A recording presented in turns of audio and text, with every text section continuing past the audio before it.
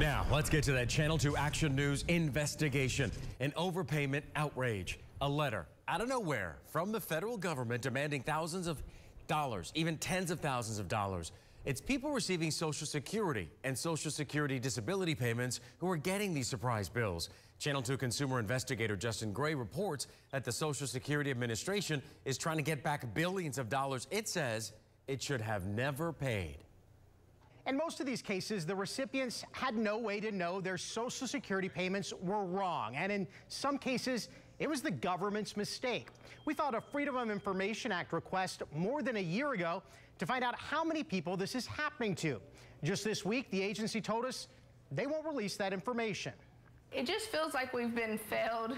Matt and Kristen Cooper have spent the past 5 years trying to rebuild their lives for their 2 young children. It's hard to actually heal and get better when you're constantly having to revisit the worst day of your life. In 2018, Matt was shot between the eyes while on duty as a Covington police officer. Social Security payments for Matt and the kids, along with workers' compensation, are now a big part of the monthly budget. Kristen switched to teaching part-time. Then the Coopers received a letter from Social Security this year saying the Cooper children are being overpaid. Every decision that we made for our family was based on the benefits that we were supposed to receive. But now Social Security is demanding the Coopers repay $30,000 and is cutting the children's monthly payments from about $900 to just $150. You think you've grieved, and then situations like this come up, and it just brings back a level of anger and just a need to protect my family. The Coopers are not alone. We know based on agency audits that it's at least hundreds of thousands of people and maybe even millions in similar situations. We've talked to more than a dozen of them for this investigation. Lori Cochran is unable to work because multiple sclerosis limits use of her hands. Social Security says she owes $27,000. They told me it was because of the life insurance policy that I took over from my mom that she had on me, and it had cash value of $4,000. Alex Hubbard receives Social Security benefits because he has Asperger's syndrome. He lost them because he started working in the mailrooms at Starbucks and Seattle City Light.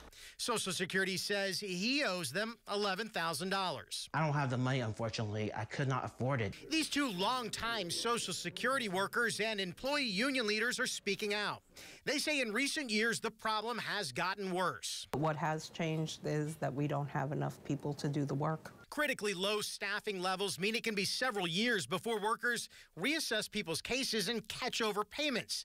The amount owed growing the whole time. We just don't have the staff to work overpayments or underpayments. The government's internal audit shows Americans are repaying about $4 to $5 billion in overpayments each year, but a whopping $21 billion remains unrecovered. Rebecca Vallis handled overpayment cases for years as an attorney with legal aid. She says even when the government makes the mistake, it still demands the money back. And the reality is you can do everything right and still get hit by a massive overpayment from Social Security.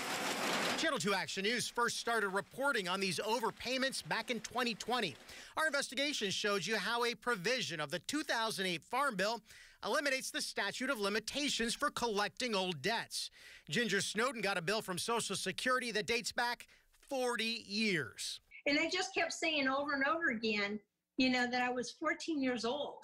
Boston University professor Lawrence Kotlikoff says fighting one of these cases is extremely difficult. If you want to try and get this adjudicated, it's a nightmare. That's what the Coopers are discovering. Their appeal was denied, even though it was a government mistake, not correctly including the Coopers' workers' comp payments and calculations. A Social Security employee even told them to think about that $30,000 bill as a loan that has now come due.